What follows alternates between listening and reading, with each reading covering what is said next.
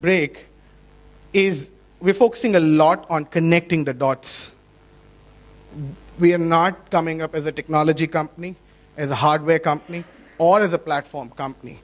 We're very categorically taking a position of how we can kind of, our vision is that how we can feed into the large companies and at the same point in time, look at the small, medium enterprises and how can we connect the dots that we spoke about. How can data become insight and how can it become actions?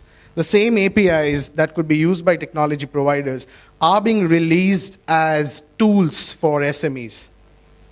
They can use it when they want, at a price point they want. And for a change, we are opening up those tools not on usage. They only pay if there's a call to action. So if there's nothing that comes out from their data, they don't pay. They don't get charged.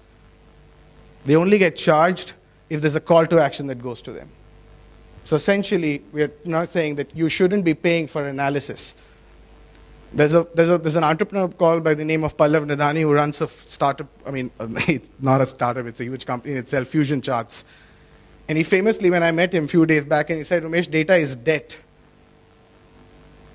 And I was, why would you say where everyone says data is an asset? He said, if data is a debt because everyone has an interpretation of that, until unless that changes, nothing's going to change. Same as with energy efficiency.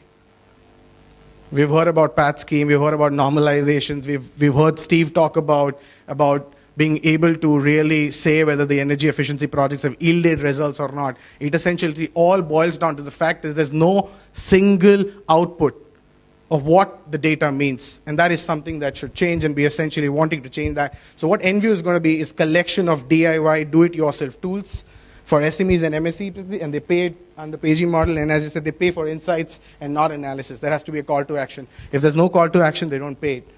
And of course, for larger enterprises, we are providing managed solutions. So, but when you see, we are essentially building on the technology stack of and being an IP-driven company. It could cater to